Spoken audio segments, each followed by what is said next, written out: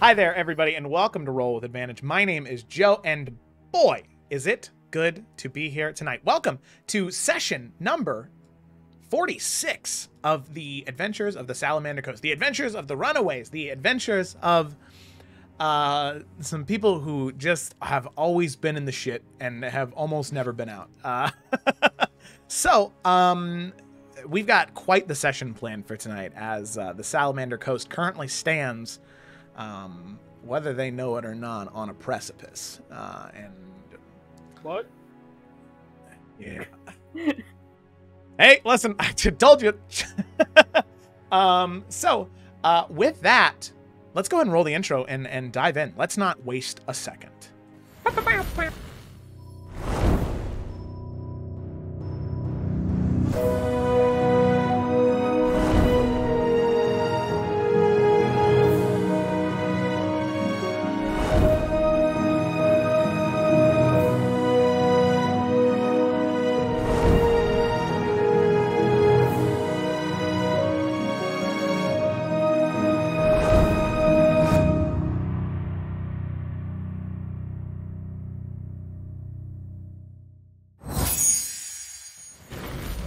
All right, and we are back. So, as is tradition here on Roll with Advantage, I don't do the summaries because that's some fucking bitch ass shit. So I have my players do it. Ryan, you're my guy this week, Ryan. Take it away. The bitch ass for this session. Yeah. All right. Well, on that note, let's just jump right into it then. Yeah. No. Once more, but this time with feeling. Let's just jump right into it then. Perfect. That's great. Keep going. Right, cool. I'll stop you if I have any more corrections. All right. Thank you. I live for corrections. All right. God, it's like I'm back home again. Anyways. No, I'm kidding. My parents are very nice people. Anyways. Great. After delving deeper into the mines and after another treacherous fight, the party began to gather more items. They found the Gleeman cloak previously mentioned in Aaron Maryland's journal and passed it on to Carasilla. They found mysterious scales of Ariormlo. Okay, close enough. Which were passed on to Suni, and a rod of tranquility, which was given to Ashima in the tomb of Enlobani. Yes? Okay, cool. Later, they discovered more writing explaining that the undead were created by Enlil before everyone's death in order to defend these items from getting into the wrong hands. The final item was Tyr's Circlet, which was guarded by a massive horde of undead. Should the items of the five of the Aramanthine Order be wielded by those the items deem worthy, and the light of the Valkyries shined upon them, the curse could be broken. Since Bianca now had the Valkyrie Lantern, all they needed was Cecily to grab the circlet, and the curse could be broken. Before they proceeded, though, Bianca found a journal from a Hearthcrest scholar about 350 years ago. The writer detailed many myths of Dark Ones and Destroyers of Light throughout cultures. She was studying to try and seek out and perhaps defeat one such dark creature, Daharasil. Simply reading the name damaged Bianca. Ryan, you take 45 points of psychic damage. Oh, okay, Mormon's down. Anyways. No. Ryan does, not Morwen. What did he say? I wasn't paying attention. Then I'm just dead. Yeah, I guess as a human you have like 7 on a good day. Man. Well, okay. Who wants to finish the summary now that Ryan's fucking dead? Ryan, I'm sorry. I cast Revivify. Yeah. He said, perhaps defeat one such dark creature. Oh, damn it. Got Connor too. Fuck. It's just like this. All right. Why is nobody able to say the word Dahara? This is like that right, that it's same over. comedy bit that you sent in like a week ago, Cameron. Yeah. Simply reading this name damaged Bianca. With a plan in place, Morwen used a ball of radiant energy to blow away the undead hordes as Cecily grabbed the circlet. The party fought them all off as Bianca shined her light, and eventually the entire horde was cast away into the afterlife. But at that moment, 2 giants materialized in front of the party. And that is where we left off. Okay. Ooh. All right. And we're all very badly injured. Yeah. All right. Okay. All right, Trouble. Come on, buddy. Come on. Move it on. Move along. All right. So, yes, we're going to go ahead and pick up right there. Okay, sorry. I'm just finishing up this one thing here real quick. So as we are picking up right there, our group of adventurers, they stand before two massive giants. One man and one woman. Both of them look rather similar. You can see that their skin is this sort of icy, frosty blue, and what would be hair or facial hair just is these small crystals of ice that just cling to their face or to their hair or cling to their heads. Eyebrows are sharp shards of ice, and they wear furs and heavy wools covering their bodies. Neither one of them are armed with weapons of any kind, but they stand before you, looking down at you. So you can see the two of them standing fairly neutral. They look towards one another, and then they look down towards you. So, as they look down towards you, there is a brief moment where they take a moment and then breathe, and then they speak to one another. You can see the one on the left, the man, begin to speak to the woman. These are not the ones. They should not have these items. You can see the woman look towards the man. And she says, It matters not. The items are held. The curse is broken. They look back down towards you. And the man looks down to the two of you and says, So then, who do we have to thank for breaking this curse?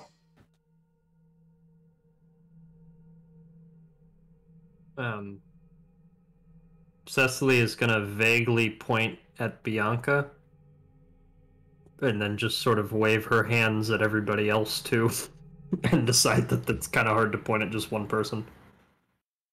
Okay. I think they wanted some names. I think they deduced it was us.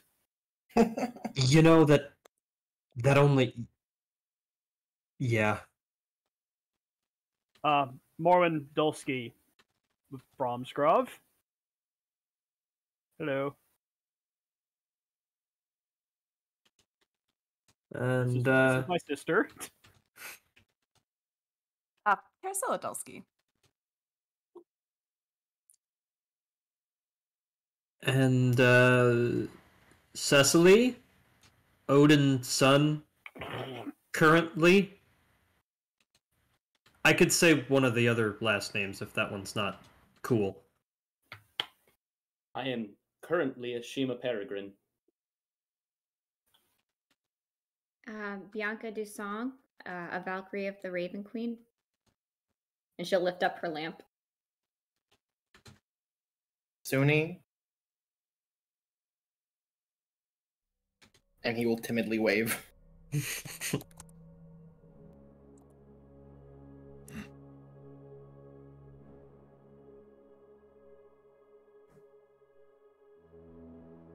And you are? Odin, son, you say. Oh, shit.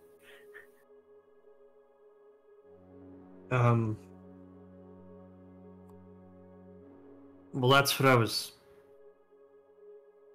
told. Probably not true. It is very clear to me you are no Odin's son by the circlet you wear upon your head. Huh. Well, just Cecily then. We're back to just Cecily. You are foolish, girl. It spells it out in front of you and yet you miss it. It seems to me that humans have not changed since we've been gone. Well, hey, don't blame all of them. I'm not really the best example. And forgive me, but how long exactly have you been gone? As far as we're aware, giants haven't been seen for centuries.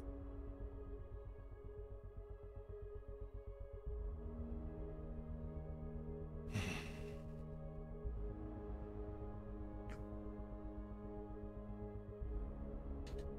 can see the two of them look towards one another. And they... the woman looks down and says, We are unsure. The last we saw, we were placed here under the order of Lao Fei to make sure an Odin's son never laid their hands on these items. And these items being the ones that, well, I guess we have now? Correct. Why?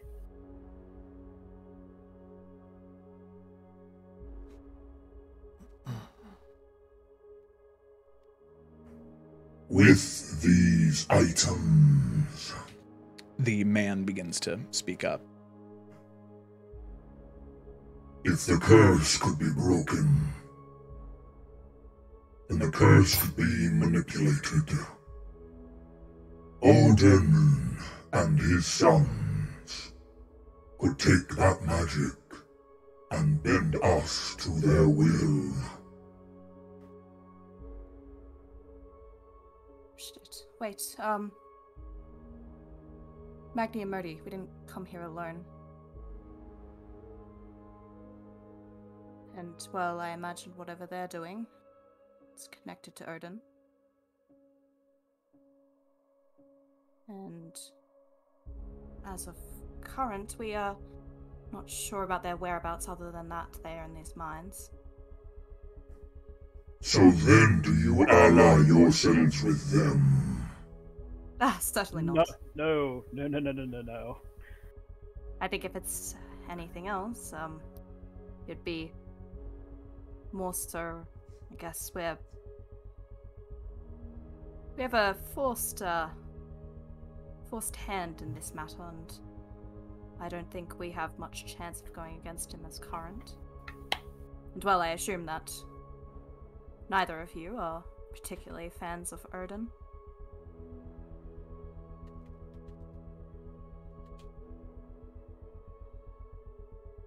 But if this is a curse for the items, then why are you included in it?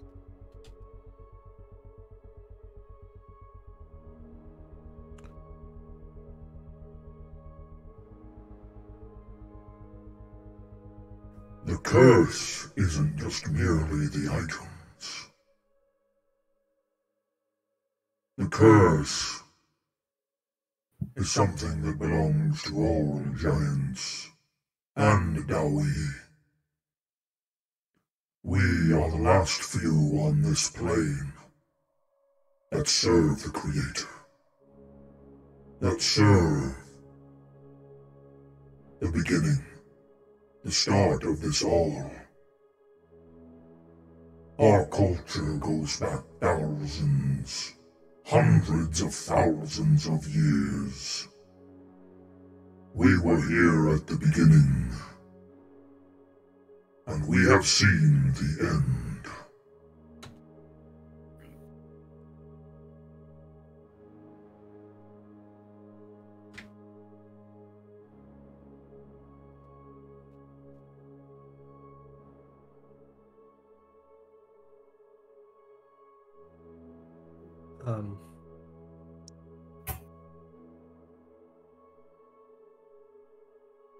So Cecily will turn to the group as opposed to the giants. So do you think he sent us here to lift the curse just so he could snatch this shit out of our hands? Undoubtedly. If he wanted just the items, surely he couldn't have just gotten them himself.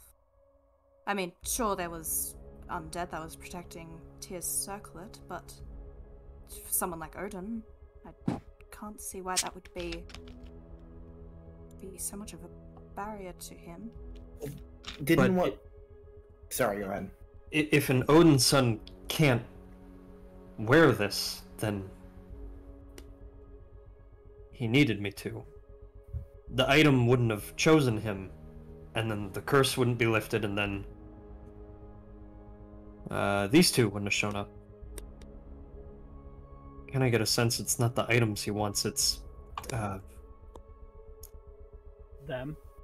them, or something about them. Because of the journal, perhaps?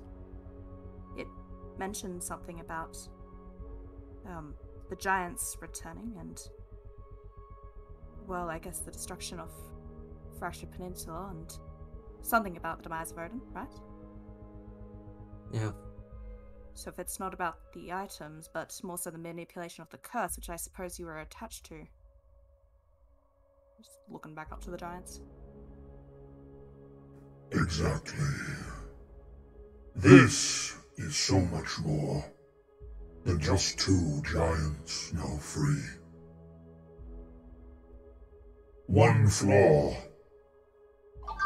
one crack can grow.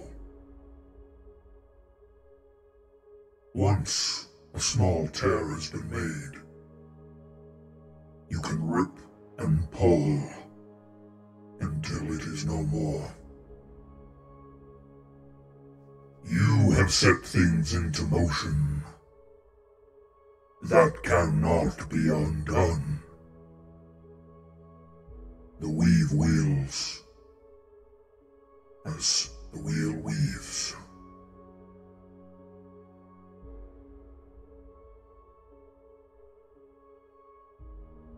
We must find Lao Fei, tell her of this. Show that we have returned, so we may free our brethren and fight against him. Against Odin? And you can see the two giants, as they are looking towards one another, they look down at you.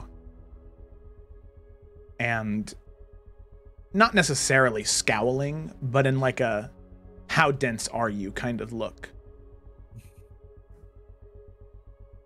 Odin Something great. may have killed some of our kind, but that is a drop in the bucket compared to him. Compared to Sightblinder. Compared to the Light Eater, to the Shepherd of the Night's Flock, to Soulbinder, to him, to the Dark One. A fight we fought for 10,000 years. We have abandoned for too long. The Creator needs us. Lao Fei needs us. Thank you for freeing us. We will not forget this.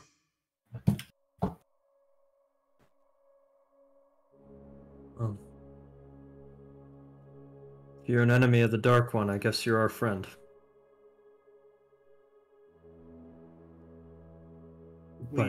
Oh, sorry. Go ahead. Can I just ask one thing? I feel like, for some reason, you might be the only people that don't twist it.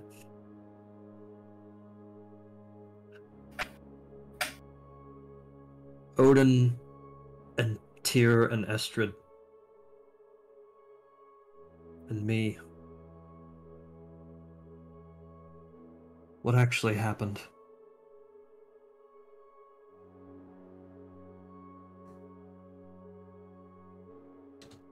The woman speaks, and she looks down to you and says, We know nothing of the relationships between mortals, humans.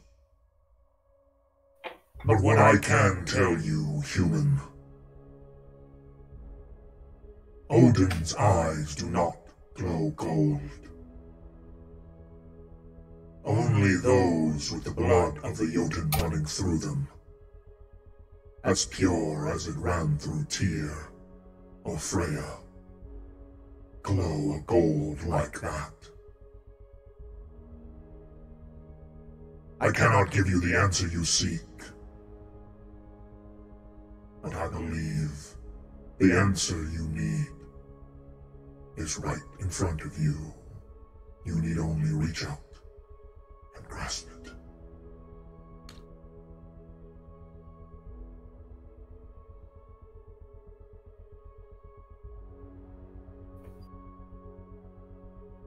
and with That's that, enough for me, then. the two of them look to each other.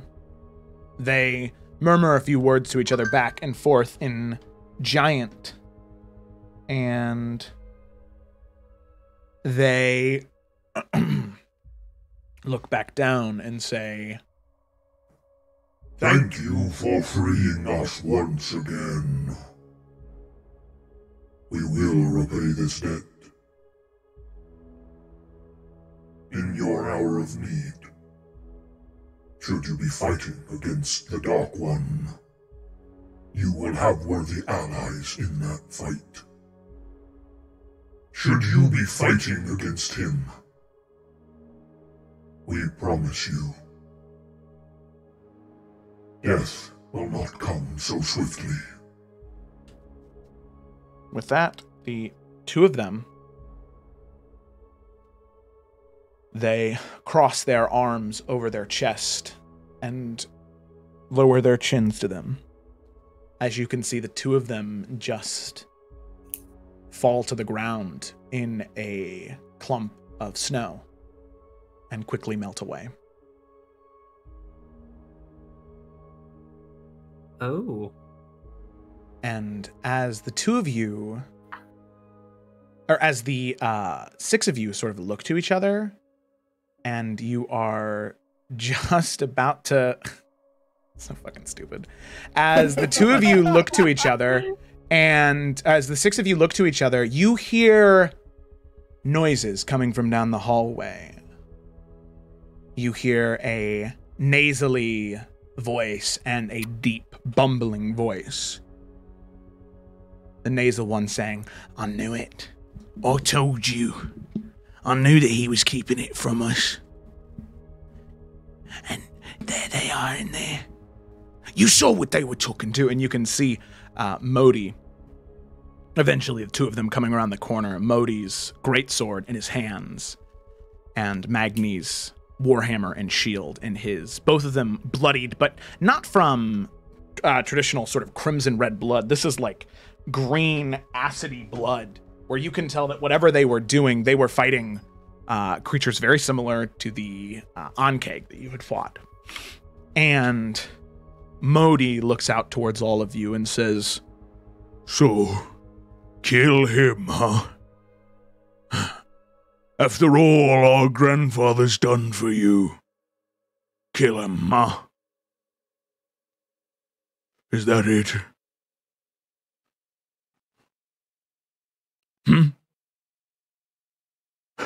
And look at I don't that. think anyone's No, no, Morty. No, Magni. They want to conspire behind our back, but then when they're confronted like scared little kittens, they don't say anything. They say nothing.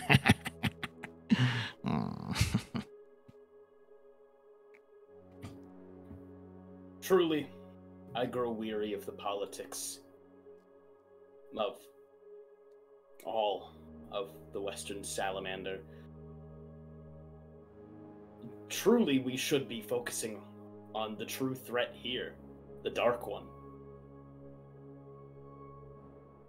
A 10,000-year-old enemy. Older.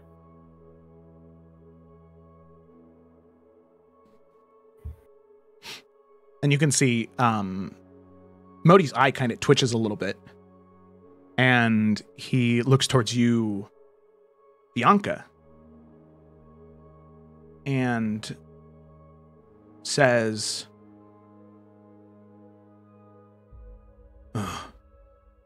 Yes, the Dark One.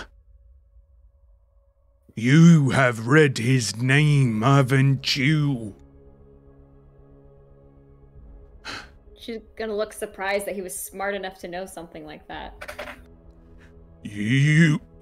Anand, get out of my head! and you can see this calmness come to Modi as Magni kind of looks towards him with concern, and Modi looks down at him and places his hand upon Magni's face, and you can see Magni begin to yell and then breathe as Modi looks towards all of you. His voice stays the same, but there is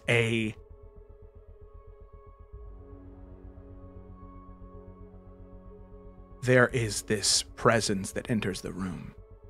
These creeping shadows. So... You've finally shown your true cards, haven't you? Your hand. This is what you wanted all along. To free those giants. To undo the work that I have done. For a long time I thought that we could come to an agreement. That we could find a way to balance this. But I was wrong. Your love of the light of the Creator has blinded you to the truth of this situation. I hate you. And your souls, by the end of this hour, will belong to me! As you can see Modi tightening his grip on his sword, and Magni tightening the grip on his shield and swinging his warhammer back and forth as the two of them approach you. The six of you standing in a line, the two sons of Thor approach, and I would like all of you to roll for initiative. So we're doing this now.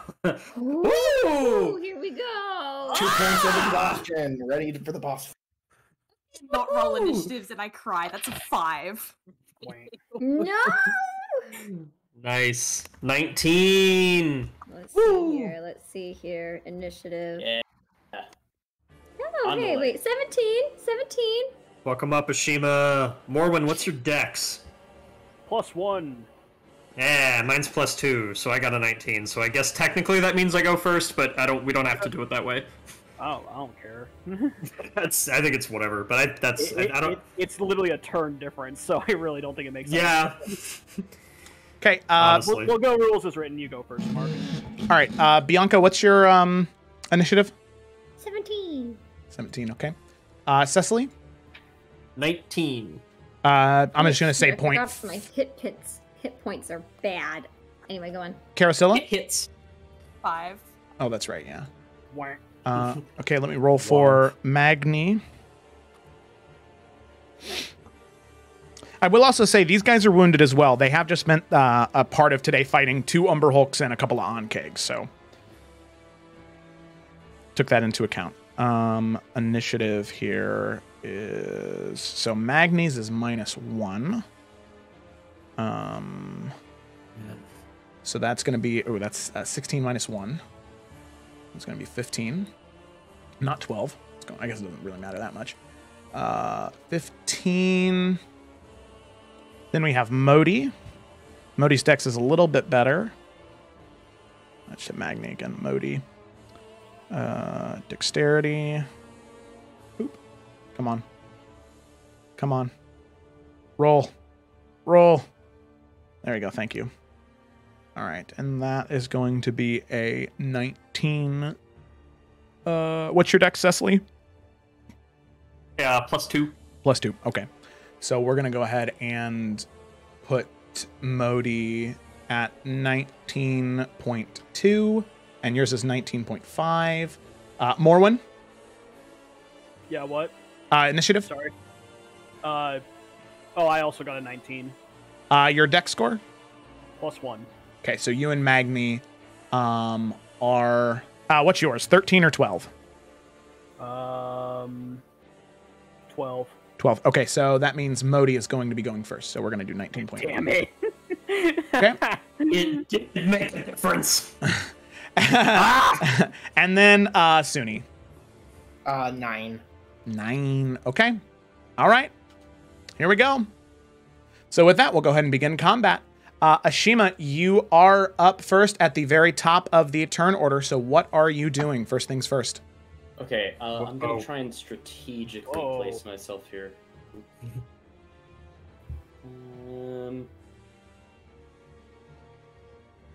Yeah, okay. I'm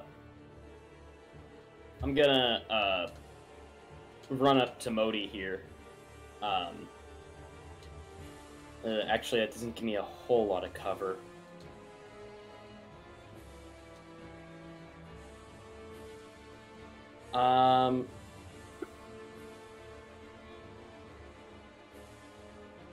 Actually, sorry.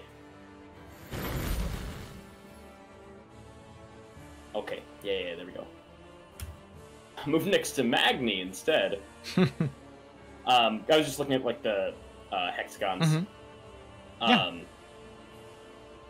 Just in case there was any area of effects thing that was going to go on in that neck of the woods. And I'll test his might here. This is Magni? Okay. Test your might.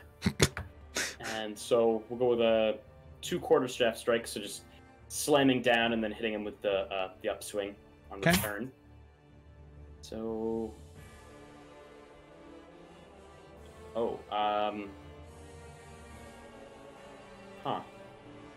it doesn't look like I have my quarterstaff attached on D&D Beyond anymore. Oh, really? That should be an easy enough fix. Oh, got it. Oh, you got it? Okay. Yep, never mind. Ooh. Oh, God. Shoot me. A 12 and a 16. Both miss. Yeah, you can see Magni is fairly well armored with a shield and what's probably plate armor. He's looking pretty well fit for this fight. Okay, then I will stick with him. He might be bigger, but I'm faster. So okay. I'll do a testing palm strike into his side, looking for a chink in the armor. Okay. And that no, that's gonna be a 9. No, yep, that is also a miss. Okay. So with that, we'll go ahead and Shima, unless there's anything else. No, he's just kind of reeling about like, oh man, he's very armored. Yeah, he's got it on him. All right, cool. So then we will pop on over to, there we go, Cecily. Okay. Cecily is gonna like run out here and then shoot a fireball so as to not hit Ashima like center it down here or whatever. Okay. Yeah. And then run back up into the triage, and maybe even like go back here. And just stay the fuck away from them. Cause yup. So yeah, gonna go ahead with a fireball. Okay. Real quick. All right. So dex saves from them. So it's a -1 Yeah. and a. Well, no, not exactly because. Okay.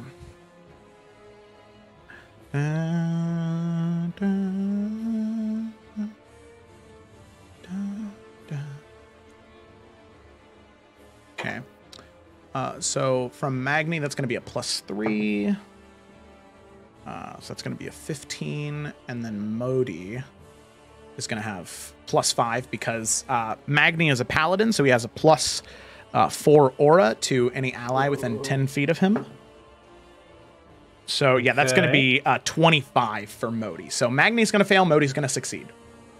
So okay. So the failure was 33 Okay. damage, and so the success, I guess, would be 16. Yeah, 16. Yeah. Okay. And then let's see. Which one was more damaged, you say? They were both pretty messed up. Okay. Or not pretty messed up, but they were both scraped up. Better word. Right. Which one got hit more just now, I guess is my thing. Oh, Magni did. Okay. Then I will bonus action quickened spell shoot a firebolt at him as well. Okay. And gotta roll an attack roll for that. May use a point of luck here. That was an 18. Okay. 18 misses.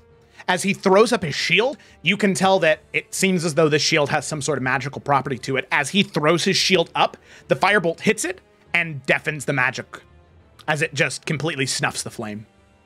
Ooh. Well, damn. Okay. So there goes that, and that is the end of Cecily's turn. I will just say, flavor-wise, she did not cast that as smoothly as she's been casting this entire dungeon, and she's already winded, which is my way of saying I have 5 spell points left. So good luck, guys. That's the end of my turn. Okay. So with that, Modi, actually, Cecily at the end, let me check something real quick. Okay, all right, never mind.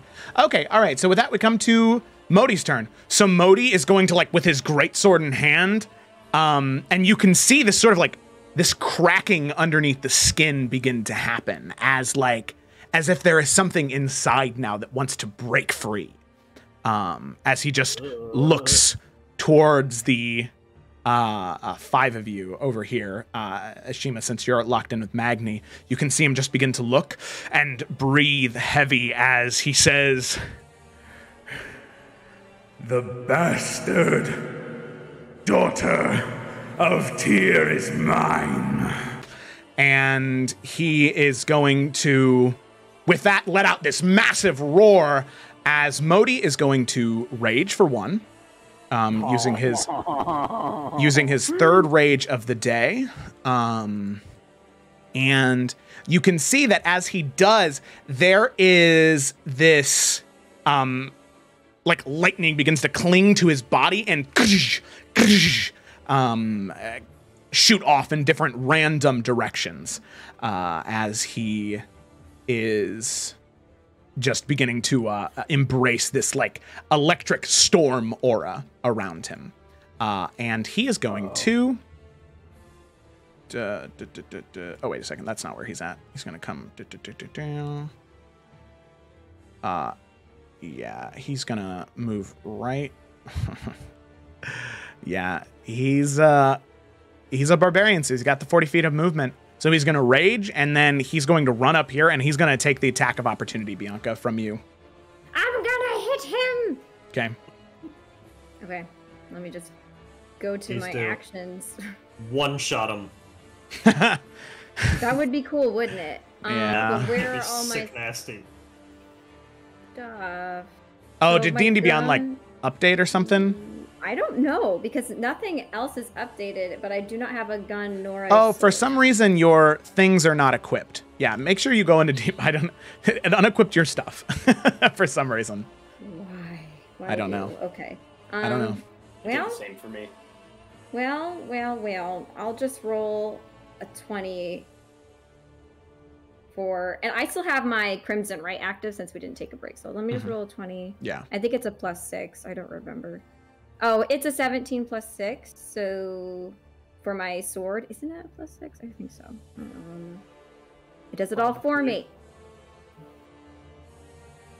Yeah, if you go to your. King's Blade. If you Yeah. refresh oh, your no, +3. sheet. Okay. No, wait. Where is it? If you refresh D&D Beyond right now, it should be updated, I think. Okay, let me just hold on. Hold on.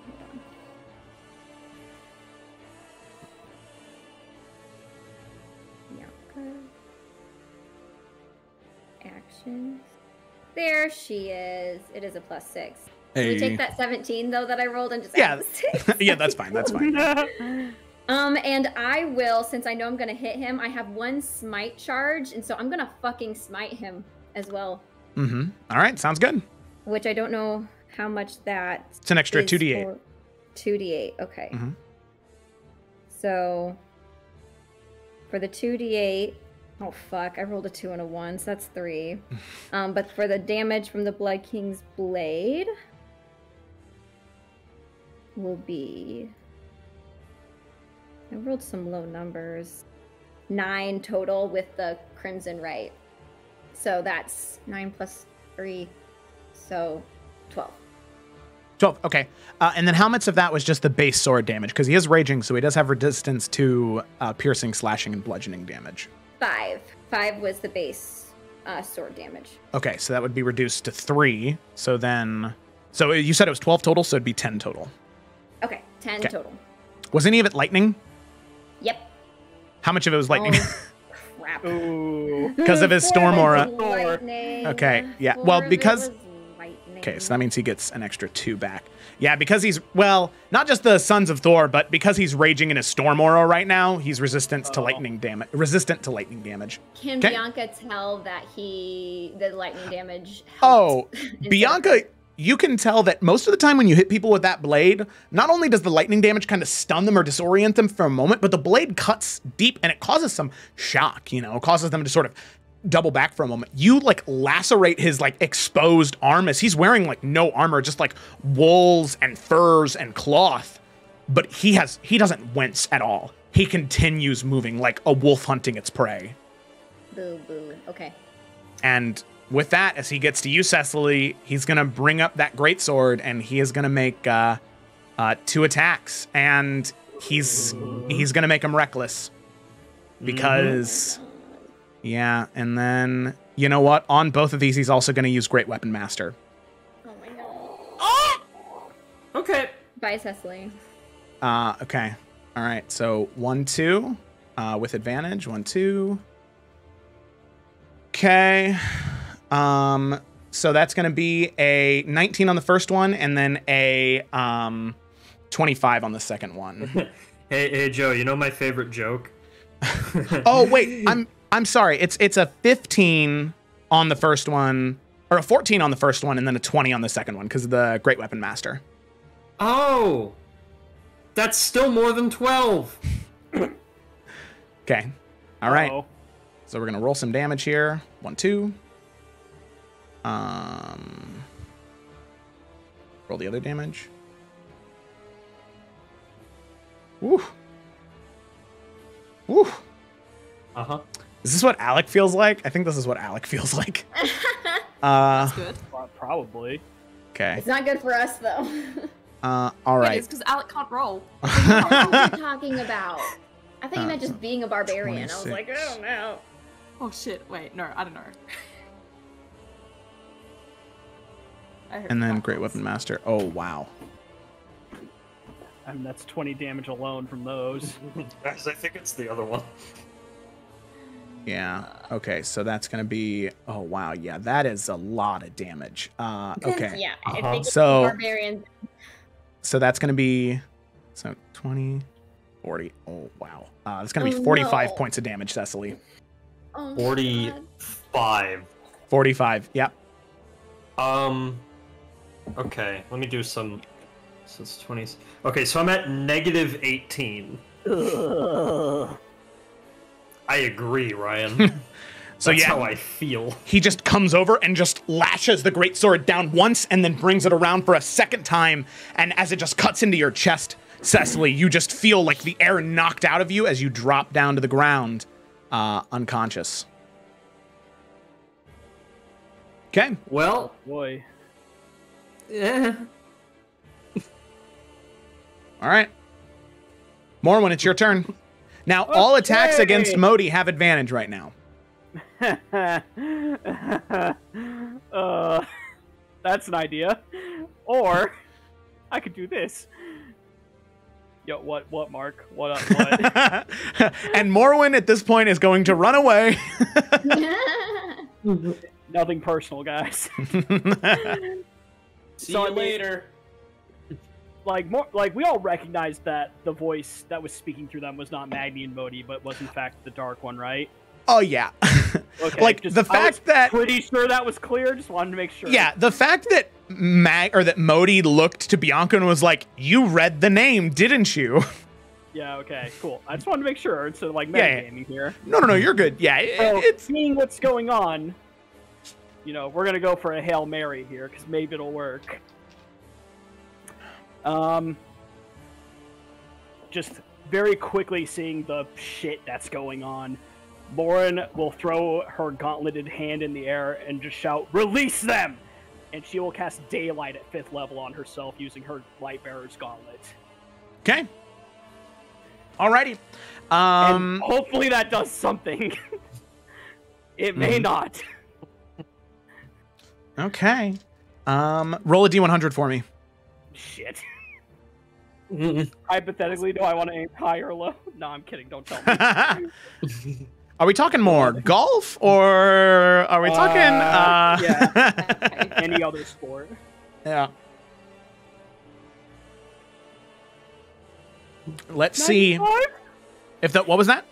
95? This is either really good or really bad. 95. All right. In Morwen. Call of Cthulhu, you're Yeah. fucked. In this moment, you feel the creator, in some way, shape, or form, the light of Narbir Terman stand with you. As you channel that daylight, you can see some of that leaking shadow out of Magni and Modi begin to retract slightly. You can see the two of them kind of shake their heads, but then that darkness returns. And now the two of them look to you. Oh, fuck. That All right. wasn't the plan. Okay. So I will say that at the end of each one of their turns, the two of them will get wisdom saving throws to attempt to break out of it. Oh, good. Pros and cons. Yep. Alrighty. So then, Bianca, we come to you. Oh, it's back to me already? Oh, wait, no, I had a reaction. Yeah, you- I was like, what? I had a turn. I know they changed their direction to Morwen, but since Cecily's down, and she's on the ground, right? Mm-hmm. Yeah, she Okay, is. Bianca's gonna put herself over Cecily and just basically grab him by the shirt and then put the gun in his chest and do 3, or at least try to. We'll see if I miss, but like 3 shots straight into his chest. So yeah, all these are going to be with advantage because he did just take 3 reckless attacks. Or 2 Alright. reckless attacks, yeah. Cool. So first one,